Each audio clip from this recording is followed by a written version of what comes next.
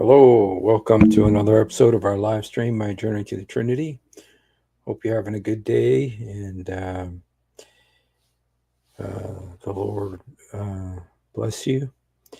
Thank you for being with us. And yeah, I have a particularly maybe funny um, topic tonight. I was listening actually to Father Zechariah, and so I kind of got the idea from him. He was reading a hadith. Hello, daughter, Galatians 1 6 through 9. God bless you. And he was talking, and he mentioned this hadith. And I'll be honest, that hadith made me think of a verse of the Quran that is kind of funny too. It's in Surah 72.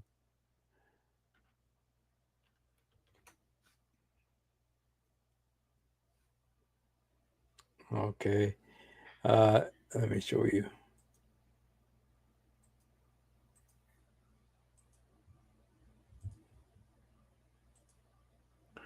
It says, "Say, O Prophet, it's been revealed to me." Okay.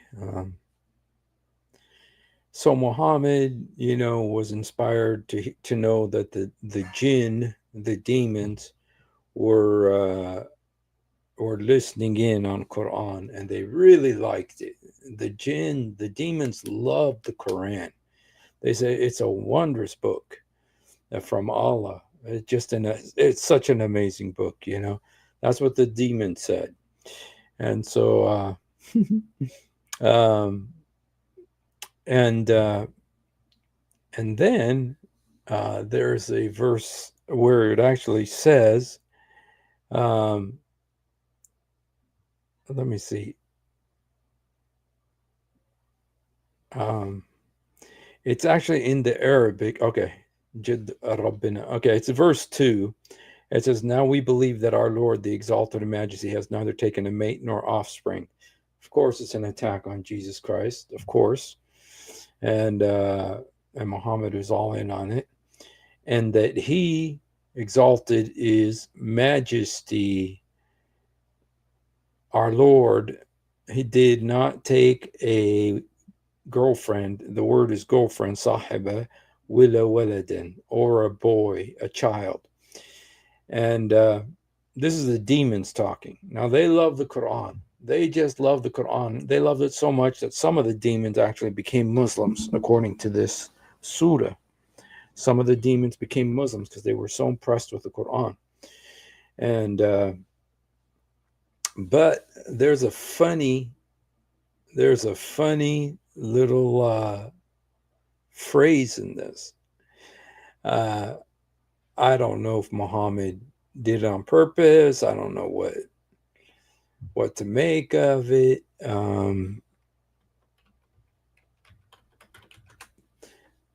But this verse right here says, "The now we believe that the Lord exalted as He has neither taken a mate nor offspring." Okay, but in the Arabic, the word here, and I know some of you read Arabic, and so it's Jid Rabbina. Jid.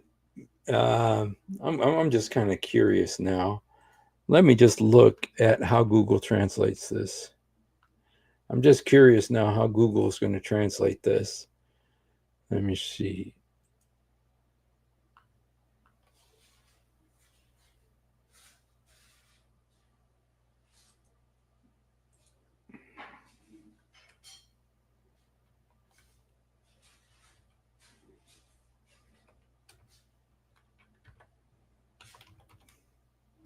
Ha!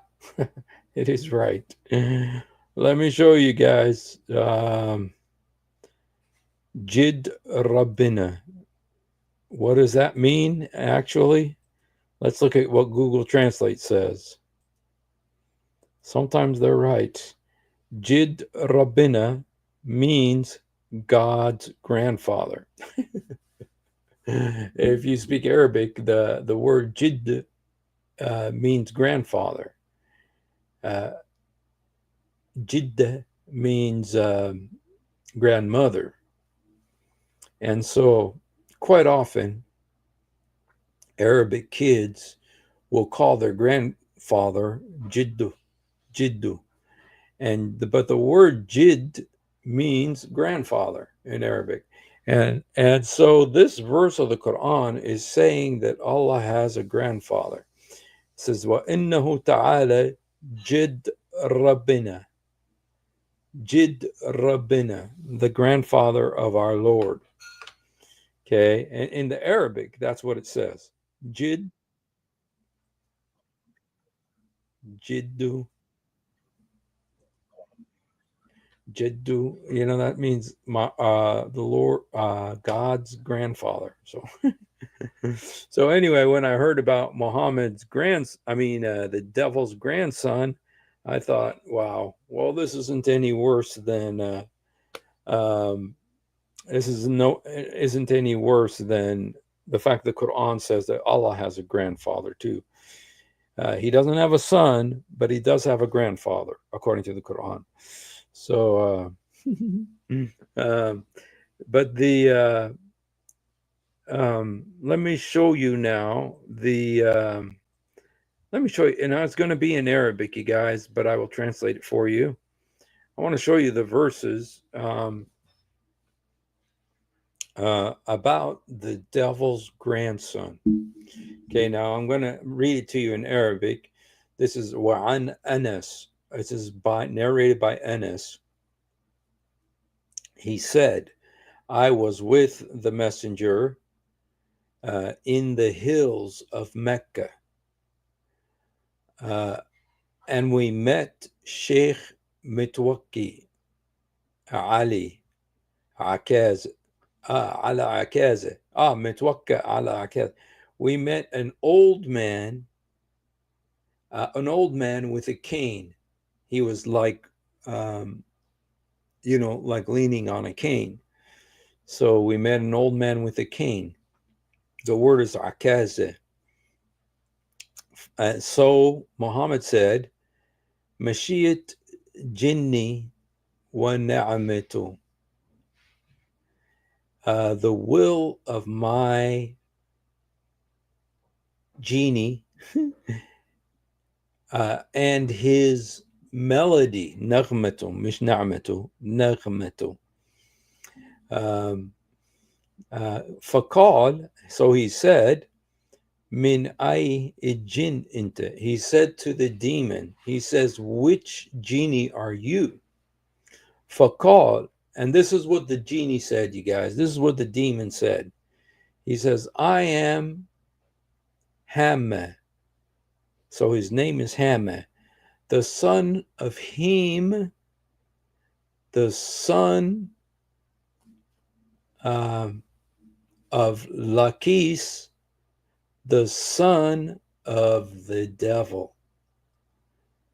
Hamma bin Hem.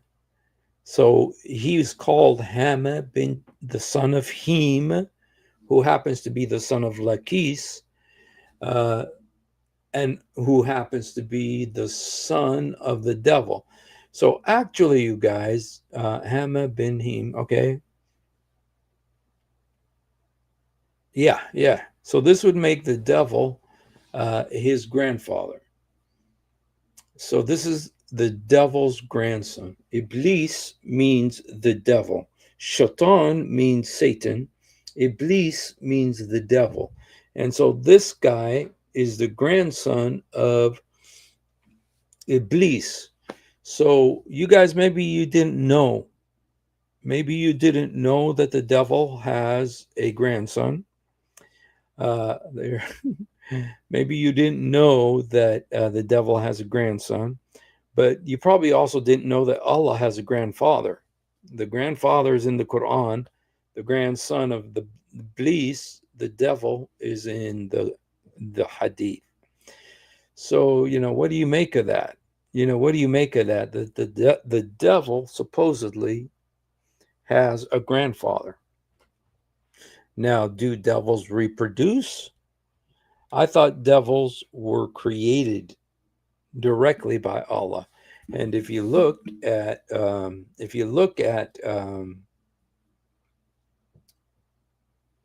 I believe it's Surah 18, where the devil is arguing with Allah because Allah told him to bow down before Adam.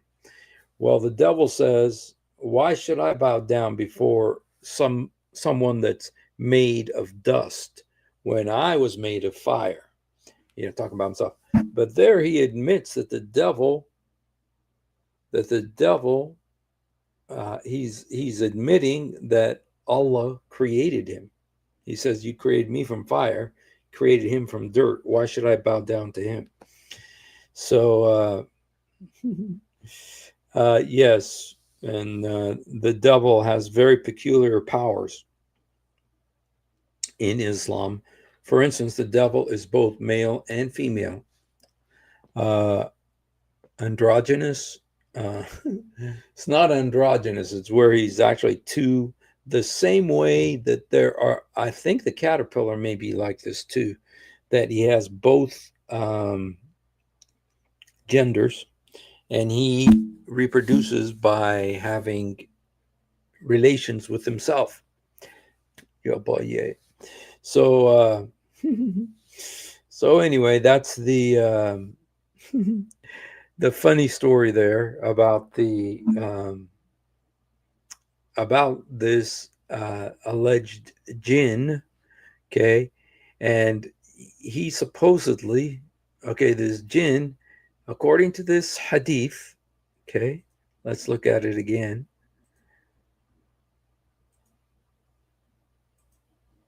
Okay, it says Hama bin Him bin Lakis bin Iblis. So he mentions like three generations there. Hama, the son of Lakis.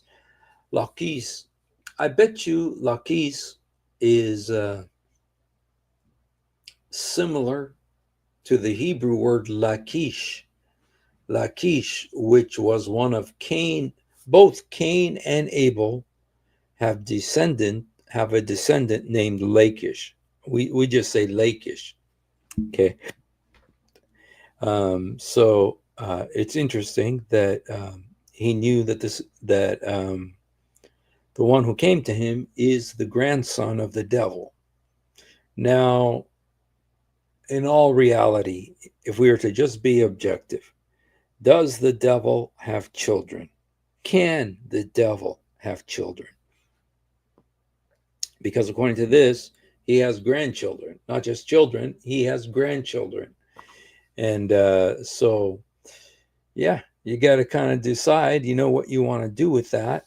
And so, yeah. And that's the number one way that demons trick people. They tell them that there are good and bad spirits, and that they can interact with the good spirits. Now, it is a reality that there are good angels and there's bad angels. That happened with the fall of Lucifer in Ezekiel chapter 38. Okay.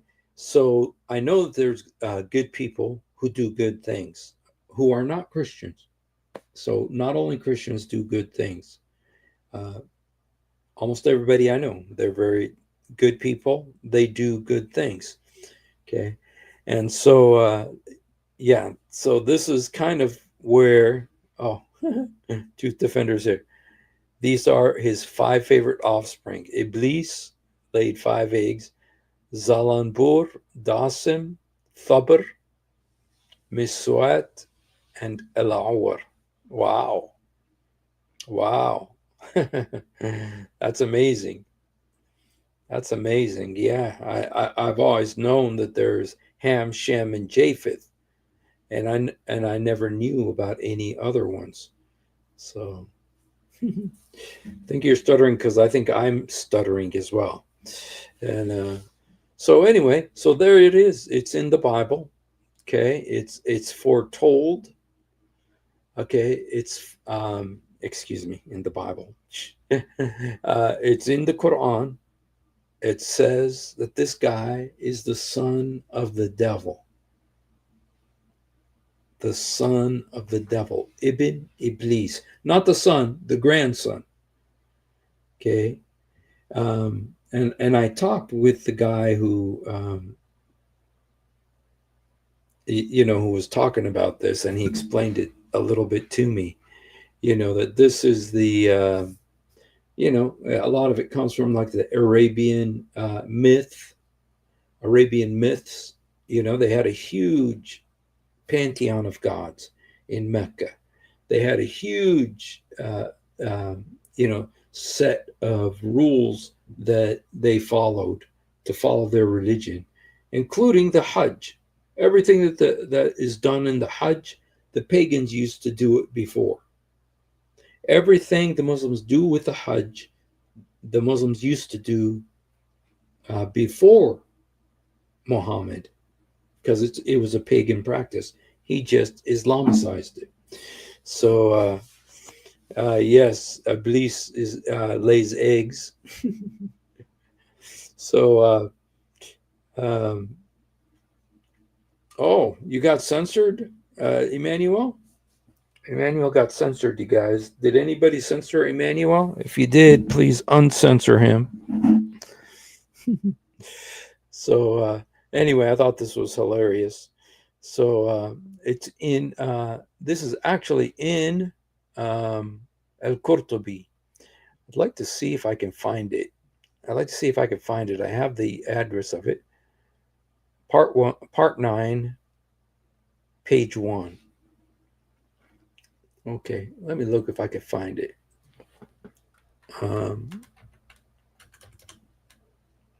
There's a website called El Tafasir, which means the tafsirs or the expositions.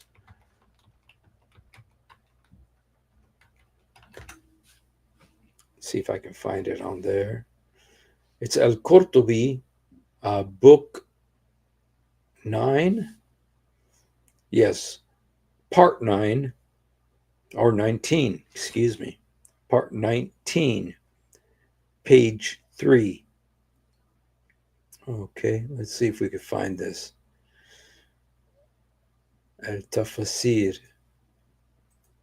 Oh, can't be reached.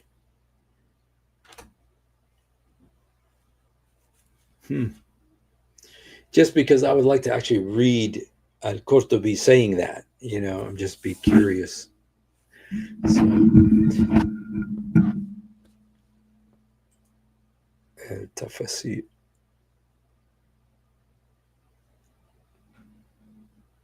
So strange that it's not working. Makes you think there's something going on, So anyway, it's in Tafsir al-Qurtubi, and I know you guys all know. Okay, the verse that says he has grandchildren is Surah 72, verse 2. And, they're going to argue till they're blue in the face that doesn't mean the the grandfather of the Lord. But that's what it says. Jid Rabbina. Rabbina means our Lord. Jid means grandfather. Jid Rabbina. And they've been talking about this for 1400 years, so it's not like this is something new. But they've come up with some pretty flimsy arguments to try to defend against this and to invalidate the question in a sense, because of their faith in Islam. They just want to defend Islam. So very strange. But anyway, it's in Tafsir al-Qurtubi. I'm not able to open it, you guys. I don't know what's going on here. I don't know if I did something wrong, to where they don't want to deal with me. I don't know. I do use it for delivering. For instance, I'll order something for my family in another state, and I would ask Grubhub to deliver it. Okay, so that's usually what I do. So, all right, let's very quickly here just look at a couple of things about what Sheikh Daniel Hakikachu said. Okay, all right, let's listen a little bit more to this.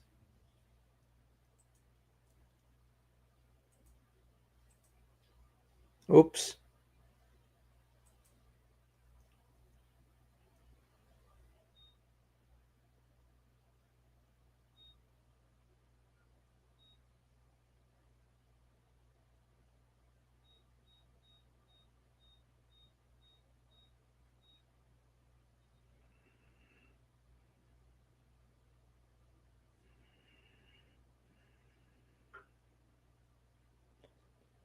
Okay.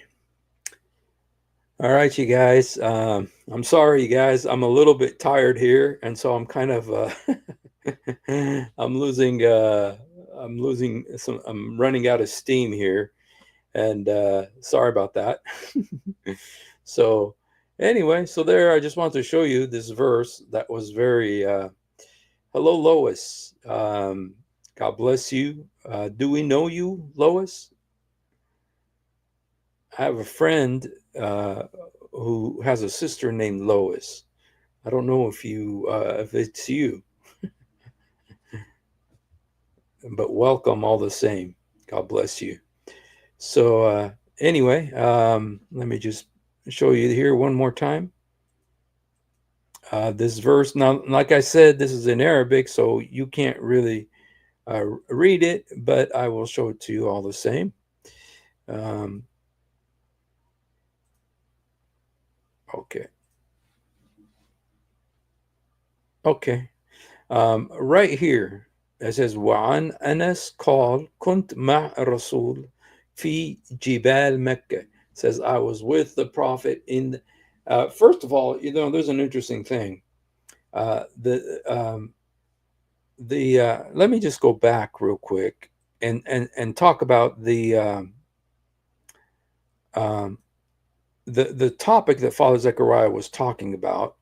Um, was about the fact that Muhammad met with demons, jinn. And this guy says, one of the hadith says, that Muhammad met with the demons 2 times. I mean, literally went out to meet with them. And one of them is the famous El Zut situation, where he went and the situation with the men that were riding him. They said they look like the Zut, okay, these naked men that were supposedly riding Muhammad all night long. And the 2 stories where Muhammad actually went to meet the demons, okay, because these jinn are demons, you guys. Uh, And believe me, the Muslims are terrified of these jinns. And I know the Quran says there's good and bad jinns, but Muslims, I've never heard a Muslim talking about a good jinn. Okay. They know that the jinn is a demon and they're scared of them. They say they come to their houses. And how do they try to get rid of the jinn when they come to their houses? Almost all of them start playing Quran. They start playing Quran and that's supposed to drive the jinn away. That's how most Muslims try, and I've got many relatives who have done this. Okay, so they try to get rid of the jinn uh, by um, by playing Quran. But I just want to show you something that what the Quran says about this, because it's almost funny. But here's what Muhammad said. Uh, Say, Muhammad, it has been revealed to me that a group of jinn listened to the Quran and said to their fellow jinn, indeed, we have heard a wondrous recitation. It leads to right guidance, so we believed in it. The demons believed in the Quran, and we will never associate anyone with our Lord in worship. So the demons, or the jinn, they love the Quran. They loved it. They said, this is a wondrous recitation. They love it.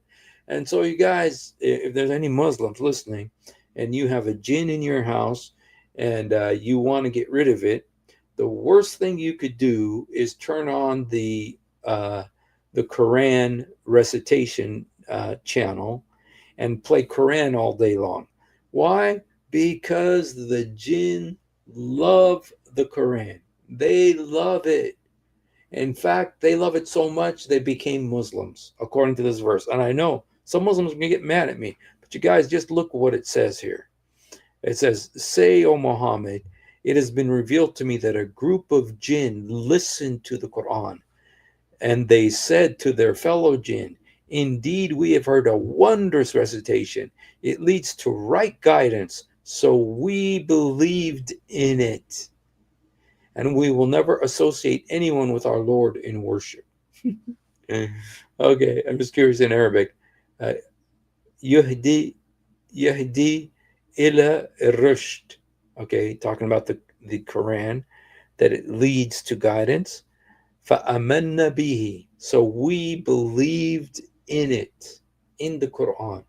Amanna. So it's more than one. Amanna is a plural saying we believed in it. We believed in it. Okay. وَلَن نُشْرِكْ بِرَبِّنَا أَحَدٍ. And we do not associate anyone with our Lord.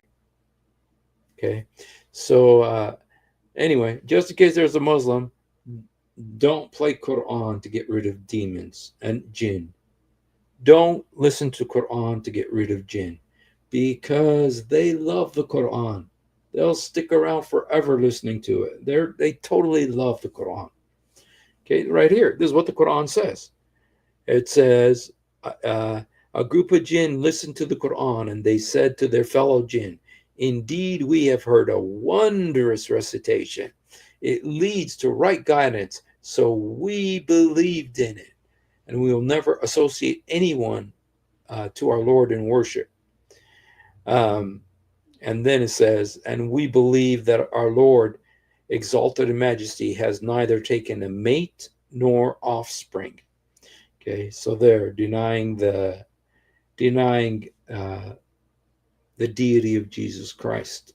Okay, but there's a little bit, I think, confusion, because there is some confusion about Mary. There's what the Protestants think about her, and there's what Catholics think about her, and Orthodox, because they all kind of have a little bit of a different take on who she is and what she does. And so apparently Muhammad saw this. He saw the schism in the church, and he felt that he wanted to address that schism by saying that Jesus wasn't God, that he was just a creature, a creation. Okay, but he's not. Jesus is the Son of God. And so yeah. So, but anyway, but the Quran, very hilariously, uh, says that the demons, they love to listen to the Quran. In fact, they loved it so much. Okay, they loved it so much that let me see if I can find it here. Um,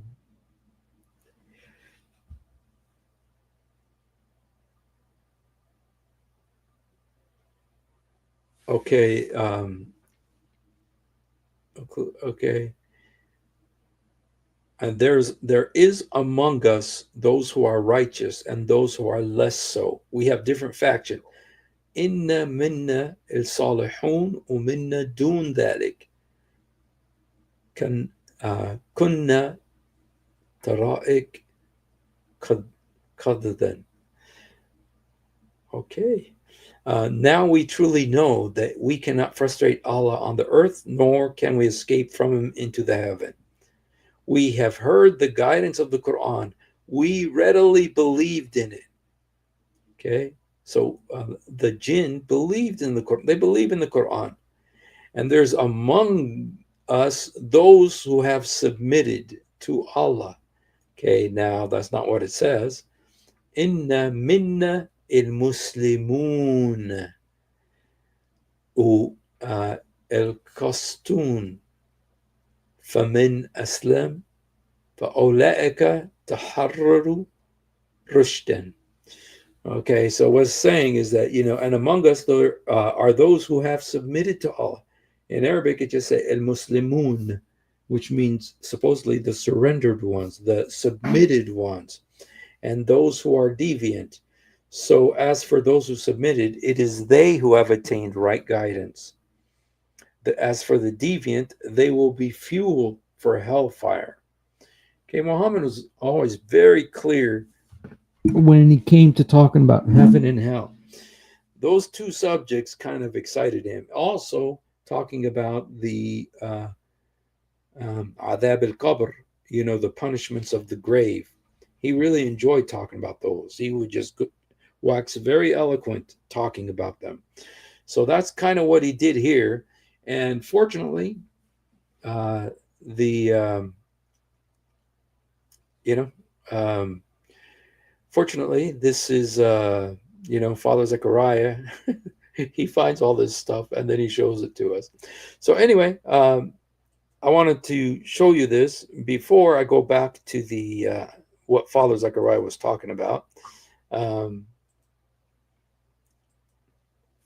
okay, حد, okay. وحد, إنها حدثت لمحمد مرتين. So here it's saying that the jinn talked to Muhammad 2 times. In al-jinn atu Rasulullah daf'atain. So the demons, the jinn. Now I know somebody told me in the chat that the jinn are not demons. I think they are. I think they are demons. Demons that put on white clothes and act like angels or act like good jinn. Okay, now I know the Muslims believe there's good and bad jinns. Okay, now I don't believe that. I believe those are demons. Now, I'm willing to listen if somebody has another opinion or he has some evidence he wants to show us that the jinn are not demons. And because I've lived in the Middle East and I've seen among the Muslims this terror, this fear of the jinn. They are so scared of the jinn. And one of the methods that they use to get rid of the jinn is to listen to Quran. They turn the Quran really loud in the house all day long, trying to get rid of the jinn. But, as I told you in the Quran, it says that the jinn love listening to the Quran. So much so that they converted to Islam. Okay. So, So anyway, this hadith, says that the demons talked to Muhammad 2 times. Now, of course, we know they talked to him many more times than this. But, because Jibril was a demon. But we're talking here about these other demons. And there's so many different demonic powers with Muhammad. There's so many different demonic powers with Muhammad. Okay, there's first of all the Jibril who came to him and almost squeezed him to death. He was afraid he was going to die. It was so painful. Then there is what he called to Aisha. When he talked to Aisha, one time Aisha was wanting to engage in relations with him, and he said to Aisha, he says, has your devil come to you? And she said, do I have a devil, O Prophet, peace be upon you? Do I have a devil? And he said, you certainly do. Everybody has a devil. And then she said, even you, O Prophet of Allah? And he said, yes, even me. I have a devil too. And it's called the Qareen. Qareen means like a near one. He's close to him. Qareen, an associate who is near to him. So you have the Jibril, you have the Qareen. And then there's another spirit that was very close to Muhammad. And he said he followed him all the time. And this spirit, Muhammad said, is called El Abiyad. El Abiyad. El Abiyad means the white. The white. So the name of this spirit is the white. So you have the Jibreel, you have the Qareen, you have the Abiyad, the white one. And then there was a night called the Night of the Jinn. The Night of the Jinn. Now, this is some people conflate the Night of the Jinn with the Night of the Zut. Okay. But I don't think they're the same night. I think that they are two different nights.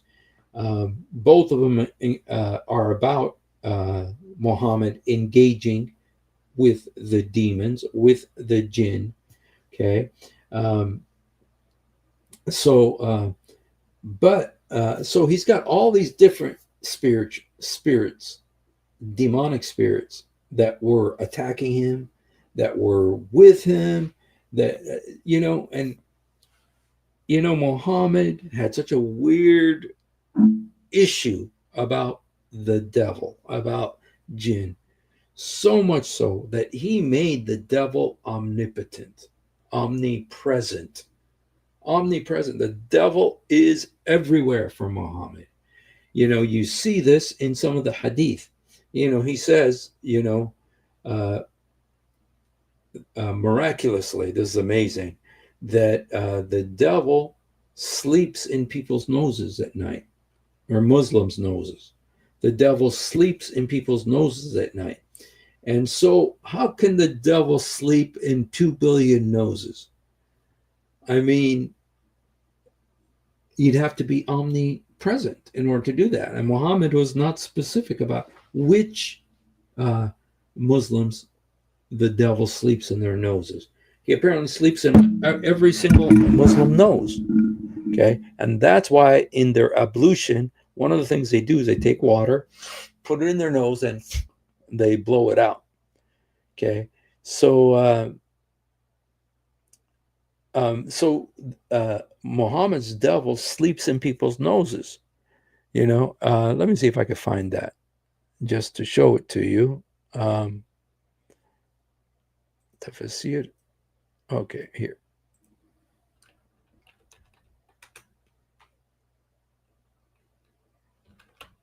Oops.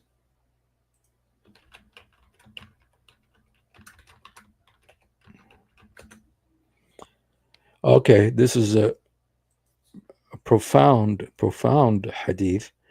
Amazing wisdom. Amazing wisdom here of Muhammad.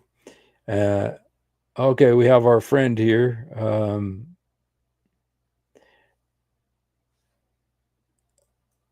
Yes, Jesus Christ is one person with two natures. Like the Quran says, he has two natures.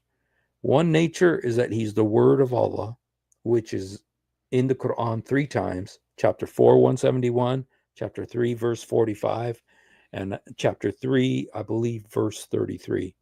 Okay, 3 times in the Quran, Jesus is called the word of Allah. That's his pre-incarnate nature.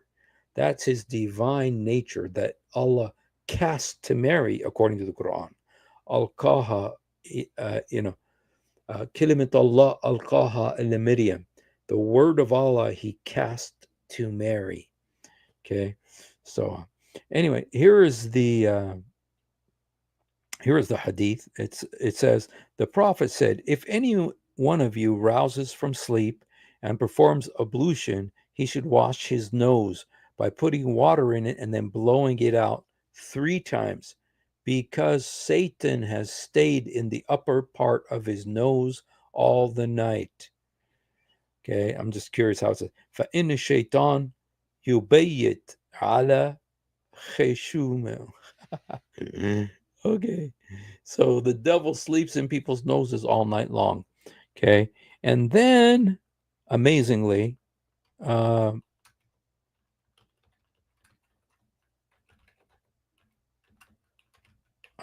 this is so fantastic. Here's another hadith. Muhammad says, and it was mentioned by the Prophet that there was a man who slept the night till morning. The Prophet said, he is a man in whose ears Satan had urinated. So apparently, if people sleep in, it's because Satan urinates in their ears.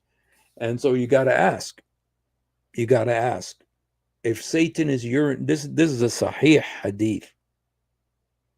This is a Sahih hadith. So this is the words of the Prophet, peace be and blessings be upon him. Um, that that Satan sleeps in people's noses, Muslims' noses. So that's why they got to do the wudu in the morning, and he urinates in their ears. He urinates. Now there's 2 billion people, Muslims in the world, almost, probably closer to 1.4 billion, but anyway, they say it's almost 2 billion. So how can Satan urinate in all those ears? Is it just in one ear? Because if they didn't get up because they didn't hear the adhan, it probably means that he urinated in both ears to block out the sound. Okay. And question, you know, how does he have so much urine? How do you get that much urine? Is it actual urination? Um, or is there something else going on there? But here, Muhammad says that Satan urinates in people's ears. So Satan urinates in people's ears. He sleeps in people's noses. I mean, he's everywhere. And then he said that whenever somebody commits adultery, uh, fornication, that Satan is the third one. He's with all the fornicators. He's with all the fornicators. So how does he manage to do all this? Urinate in the ears, uh, sleep in the noses, and then be present when people are fornicating. Um, it looks like Muhammad, he was obsessed with the devil because the devil was attacking him so much and using him. So anyway, Muhammad had the Qareen, he had the Abyad, the white, and he also had Jibril. Okay, those are three of the demonic elements that used to relate to him. And he even went so far as to say that those spirits commanded him. They commanded him what to do. He said that when he was speaking to Aisha, and he said, she said, "Do you have a demon?" And he said, "I do too." But he said, "But Allah strengthened me against him. And so now he's a Muslim." His demon became a Muslim. So, yeah. Anyway, so Muhammad's got this obsession with demons. And there's so many things that Muhammad apparently, I feel that Muhammad was constantly being attacked by demons to where he was so paranoid, so demon aware. And he was scared, you guys. Remember, before that thing used to come on him, he would start sweating, his face would turn red, and his voice would change. He'd make a noise like a camel. Uh, so it sounds like a demon. To be honest, it sounds like a demon. Okay, the CDC what emphasizes keeping water out of the nose to prevent infection, especially when using tap water for activities like sinus rinsing. Wow, very interesting. Thank you for sharing that. No, Muslims are supposed to do that, and they wash their noses out 5 times a day. So yeah, so you got to wonder how can he drink? How much does he have to drink to be able to urinate in all those years? And how could he be sleeping inside the noses of 2 billion people? Okay, so just questions, you guys. Questions we need to ask. Okay, so yeah, so there's oh yeah, let me go back to the Father Zechariah.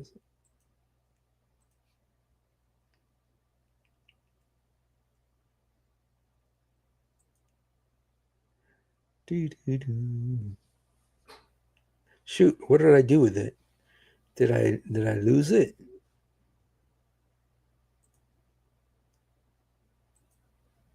I don't know if I did. I may have lost it here. Let me see if I go back to it. Oh, I'm sorry. I'm sorry. Dude, I'm really spacing it tonight, you guys. I'm really sorry. Uh Here. Okay. It says I'll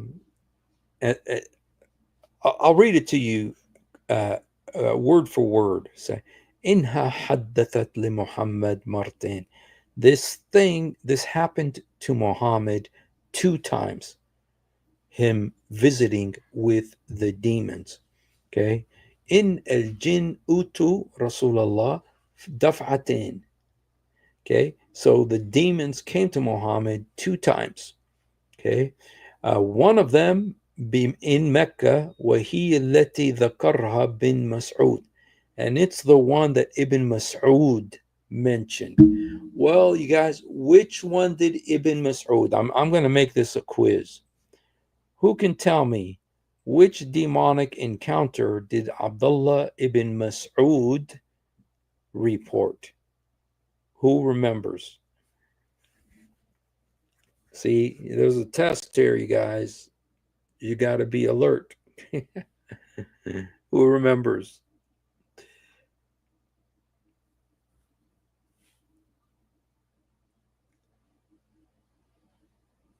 Okay, Abdullah ibn Mas'ud, you guys, was the no, it wasn't the removal of the black clot. It was the Zut situation. Remember, Abdullah bin Mas'ud went with Muhammad. Muhammad actually asked him. He said, "Hey, you want to go with me to see the Zut? To see the guys that were jumping on him." Uh, and and and so they went out to the desert together. And then it says when they got there, it says Muhammad drew like a line in the sand, and he told Abdullah bin Mas'ud, he told him, stay behind this line, because if you cross it, you will perish. These demons will kill you. Why did they not kill Muhammad? I mean, if they're that dangerous, why did they not kill Muhammad? Why did Muhammad not run across the line to be protected from these things? Instead, he was with them all night and they were riding him according to the hadith. Okay. So Abdullah bin Mas'ud was present at that encounter with the devil. Okay. So that's the one Abdullah bin Mas'ud was at. But then it talks about Anas. Okay. Anas, who I believe is Muhammad's relative, that he was with Muhammad one time. And that also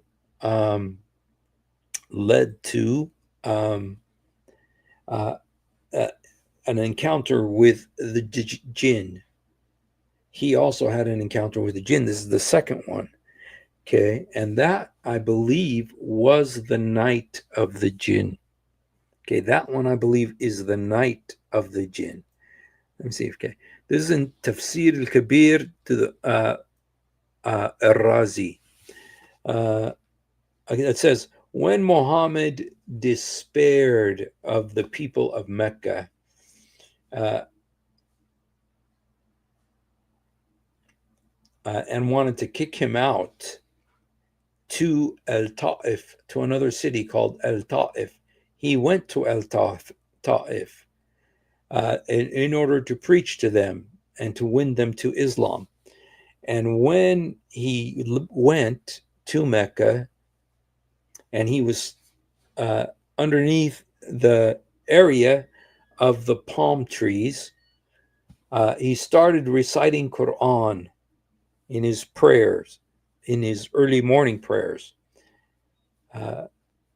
And then came to him, while he was doing this, there came to him one of the noble Satans. In Arabic, Ashraf Jinn. Ashraf comes from the word Sharif.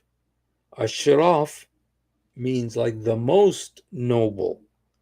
And so this verse is saying of the hadith is saying that the jinn are noble. They are noble, and one of the most noble of those demons came to Muhammad. Okay, uh, after he was disappointed with Mecca and wanted to go to Medina. Okay, فلما انصرف إلى مكة وكان ببطن النخل قام يقرأ القرآن في صلاة الفجر فمر به نفر من الأشراف الجن نصيبين.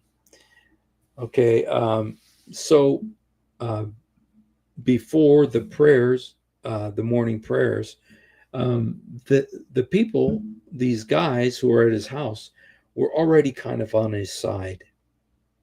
Okay, they were on his side already. So this isn't a issue of who's friendly and who's mean, or who's friendly and who's kind and generous. Okay, so anyway, with the first encounter, which is called the Night of the Jinn. Now, the Night of the Jinn is different from the Zut situation. You know, the guys that were jumping on Muhammad all night long. Okay, and apparently Muhammad is with his companions, and then all of a sudden he just gets up and walks away. He just gets up and walks away. They're out on the battlefield.